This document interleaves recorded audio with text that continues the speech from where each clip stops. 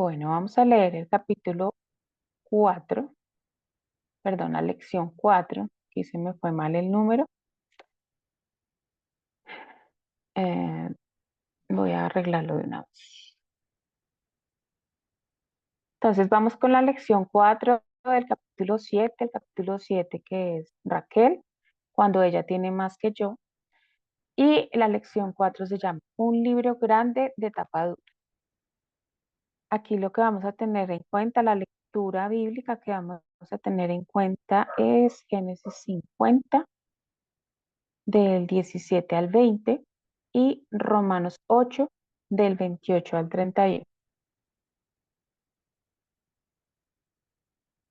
Entonces vamos a Génesis 50 del 17 al 20 que dice así. Te dijéramos, por favor, perdona a tus hermanos por el gran mal que te hicieron, por el pecado de haberte tratado con tanta crueldad. Por eso nosotros, los siervos del Dios de tu Padre, te suplicamos que perdones nuestro pecado. Cuando José recibió el mensaje, perdió el control y se echó a llorar. Entonces sus hermanos llegaron y se arrojaron al suelo delante de José y dijeron, mira, somos tus esclavos. Pero José les respondió, no me tengan miedo, ¿acaso soy Dios para castigarlos? Ustedes se propusieron hacerme mal, pero Dios dispuso todo para bien. Él me puso en este cargo para que yo pudiera salvar la vida de muchas personas. Y vamos a Romanos 8:28.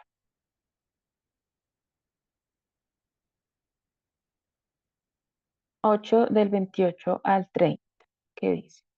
Y sabemos que Dios hace que todas las cosas cooperen para el bien de quienes lo aman y son llamados según el propósito que Él tiene para ellos.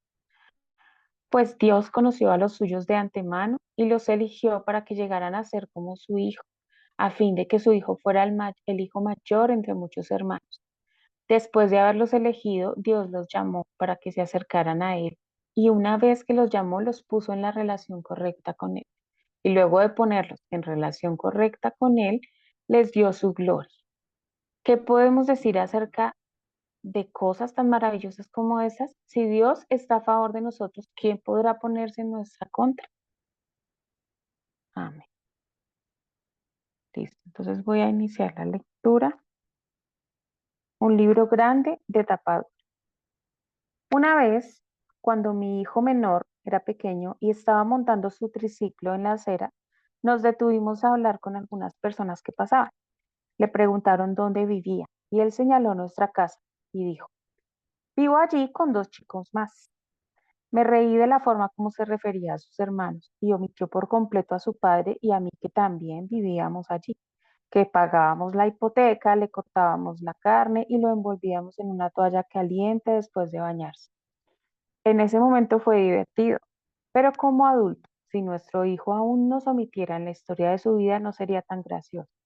Hasta cierto punto, todas estamos tentadas a contar nuestra historia como lo haría un niño de 3 años, sin reconocer que somos parte de una historia más grande y completa, de un padre que suple nuestras necesidades y cuida de nosotras. Es su historia de la que nosotras solo participamos. Versión del libro de tapa dura. Como una mujer controladora, soy particularmente culpable de eso. Estoy decidida a escribir mi propia versión del libro grande de tapa dura de la historia de mi vida que me gusta. Uno que está brillantemente ilustrado y tenga una trama simple, que nunca se complique con conflictos, sufrimiento o dolor, y que sea un libro resistente, que no se le puedan doblar sus páginas, que si lo abres, veas que yo soy el personaje principal y si lo lees, llegues al final feliz en 3 minutos de lectura corrida. Creo que Raquel también se quería su versión del libro grande de tapa dura. Quería una historia dulce y sencilla donde ella fuera la princesa heroína con muchos hijos. Y fin. Sin embargo, Dios tenía en mente algo mucho más grandioso para Raquel. Estaba escribiendo una historia de amplio alcance, llena de profecías asombrosas, historias de amor formidables, traiciones escandalosas y batallas desgarradoras, todo con la familia de Raquel en el centro. La trama impresionante que se extendió durante siglos culminaría con un rey que venció para siempre. Raquel llegaría a ser parte de algo realmente grandioso, pero se negó a verlo. No quería contemplar la vista de su familia desde la posición ventajosa de Dios a 9000 metros de altura. Raquel se mantuvo completamente ajena a la historia más grande y rica de Dios. En cambio, se enfrascó en la rivalidad con su hermana, con la obsesión de llenar su rama del árbol genealógico. Raquel vivió como mujer controladora, mientras enfatizaba y se preocupaba por la pequeña sala maternal de su familia. Raquel no tenía en cuenta el hecho de que Dios acababa de dar nacimiento a la nación de Israel. La familia de Raquel se convertiría en el pueblo de Dios y haría famoso su nombre en toda la tierra. El propio hijo de Raquel, José, se convertiría en un gobernante extranjero cuya poderosa protección salvaría a su familia extendida de morir de inanición. Si supieras que vas a ser la madre de José, ¿sería suficiente para ti? Esa es la pregunta que quisiera hacer a Raquel mientras camina junto a su cuna vacía.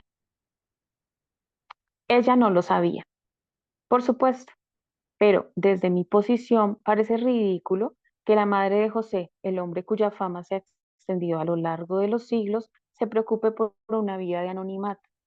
Con belleza e intriga, la Biblia usa la historia de José para mostrar la poderosa obra de Dios detrás de las escenas de aflicción o adversidad para tramar un final feliz que no parece tan feliz en el momento. José, el hijo de Raquel, se sobrepuso a la traición y a la injusticia y dijo, vosotros pensasteis mal contra mí, mas Dios lo encaminó a bien. Esto lo vemos en Génesis 50, versículo 20.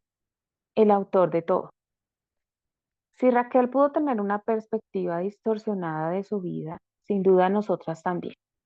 Cuando Dios dice que dispone todas las cosas para nuestro bien en Romanos 8:28, no está hablando de nuestra propia versión del libro grande de tapa dura de la historia de nuestra vida.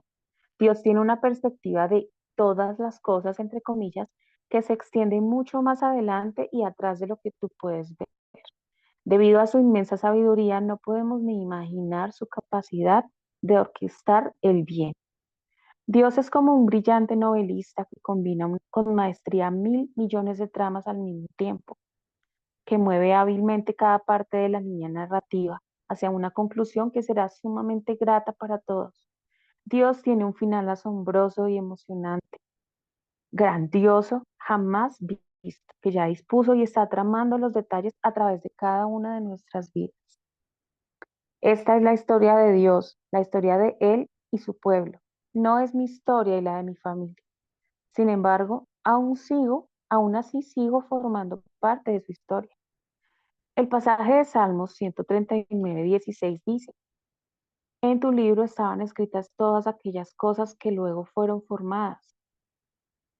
Al igual que Raquel, los pequeños párrafos de mi vida están incluidos en la historia colosal y maravillosa de Dios.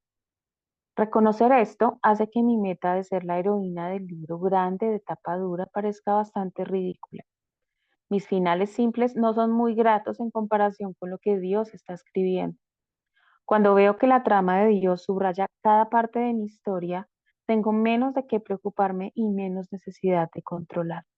Aunque mi hijo adulto dejara de ir a la iglesia o me encontrara un bulto debajo de la piel o enfrentara una crisis financiera inesperada, sé que aún se está escribiendo el final.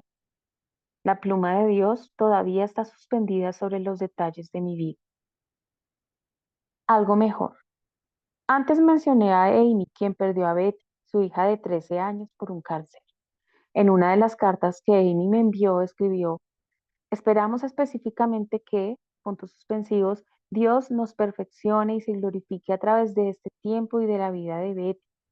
Te pido que ores para que podamos estar en paz con la voluntad de Dios si Él tiene algo mejor para nosotros. ¿Algo mejor? ¿Mejor que Betty siga con vida? ¿Puedes ver la profunda rendición y fe en las palabras de Amy? ¿Ves cómo Dios ya estaba obrando y perfeccionando a mi querida y dulce amiga, glorificándose a través de su fe? Este es el objetivo de Dios cada vez que no me da lo que yo estoy pidiendo o lo que insisto en tener. Dios está haciendo algo bueno desde su ventajosa perspectiva a 9000 metros de altura. Él está entrelazando escenas con más complejidad de la que podría imaginar y está desarrollando toda la historia para sus propósitos. Y el final feliz que Dios está escribiendo para mi familia es más rico. más grande y mucho más grato que cualquier otro que yo pudiera escribir.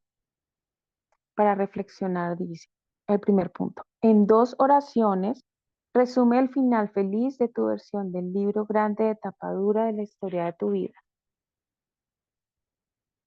El segundo dice, ¿cómo harás que la historia de tu vida sea más acerca de Dios y menos acerca de ti el próximo mes? El tercero, ¿qué obstáculos ha puesto Dios en tu camino? ¿Confías en que Dios está disponiendo todas las cosas para bien, aunque no puedas ver cómo? Para meditar, Romanos 8:28. Mi vida es una historia de Dios y su pueblo, no de mi familia y de mí.